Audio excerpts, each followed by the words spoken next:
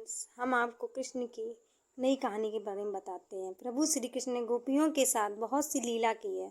श्री कृष्ण गोपियों की मटकी फोड़ते और माखन चुराते और गोपियों श्री कृष्ण का उलाहना लेकर यशोदा मैया के पास जाती। ऐसा बहुत बार हुआ है।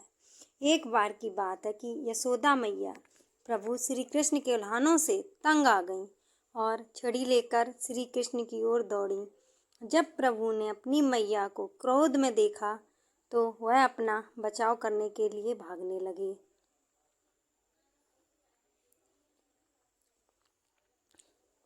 भागते भागते श्री कृष्ण एक कुम्हार के पास पहुँचे।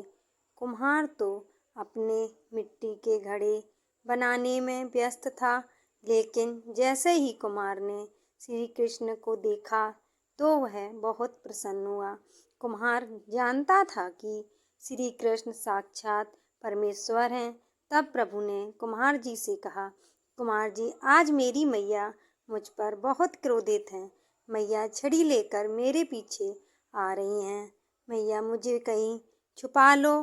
तब कुम्हार ने श्री कृष्ण को एक बड़े से मटके के नीचे छिपा दिया।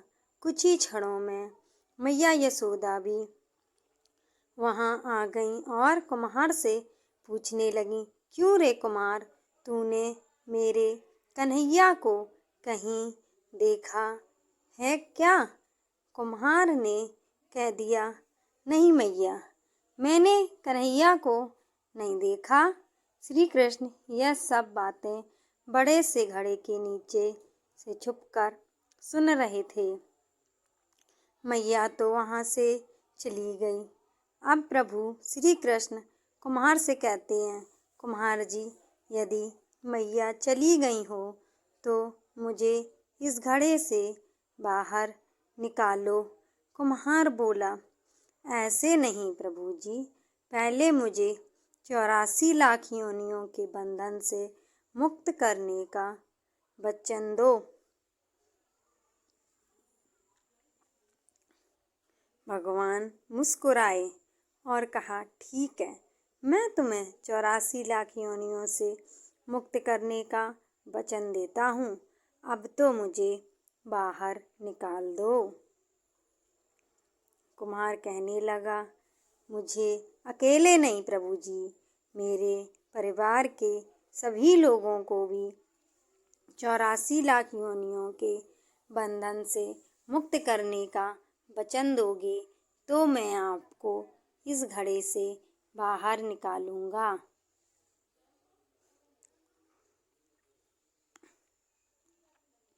प्रभु जी कहते हैं, चलो ठीक है, उनको भी 84 लाख योनियों के बंधन से मुक्त होने का मैं वचन देता हूँ। अब तो मुझे घड़े से बाहर निकाल दो। अब कुम्हार कहता है, बस प्रभु जी, एक विनती और है, उसे भी पूरा करने का वचन दे दो तो मैं आपको घड़े से बाहर निकाल दूंगा। भगवान बोले, जो वो भी बता दे, क्या कहना चाहते हो?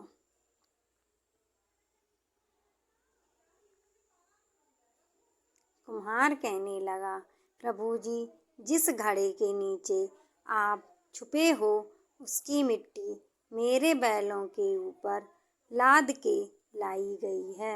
मेरे इन बैलों को भी 84 के बंधन से मुक्त करने का वचन दो। भगवान ने कुम्हार के प्रेम पर प्रसन्न होकर उन बैलों को भी 84 लाख के बंधन से मुक्त होने का वचन दिया। प्रभु बोले, अब तो तुम्हारी सब इच्छा पूरी हो गई। अब तो मुझे घड़े से बाहर निकाल दो। तब कुम्हार कहता है, अभी नहीं भगवान, बस एक अंतिम इच्छा और है, उसे भी पूरा कर दो। और वह यह है, जो भी प्राणी हम दोनों के बीच के इस संवाद को सुनेगा, उसे भी आप 84 लाख योनियों के बंधन से मुक्त करोगे। बस यह वचन दे दो तो मैं आपको इस घड़े से बाहर निकाल दूंगा। कुम्हार की प्रेम भरी बातों को सुनकर प्रभु श्री कृष्ण बहुत खुश हुए और कुम्हार की इस इच्छा को भी पूरा करने का वचन दिया। फिर कुम्हार ने बाल श्री कृष्ण को घड़े से बाहर निकाल दिया, उनके चरणों में साष्टांग प्रणाम किया, प्रभु जी के चरण धोए और चरणामृत लिया। अपनी पूरी झोपड़ी में चरणामृत का छिड़काव किया और प्रभु जी के गले लगकर इतना रोए कि प्रभु में विलीन हो गए। हाय, जरा सोचें, जो बाल श्री कृष्ण 7 कोस लंबे चौड़े गोवर्धन पर्वत को अपनी इक्कीनी उंगली पर उठा सकते हैं, तो क्या वो एक घड़ा नहीं उठा सकते थे? लेकिन बिना प्रेम रीझे नहीं नटवर नंद किशोर।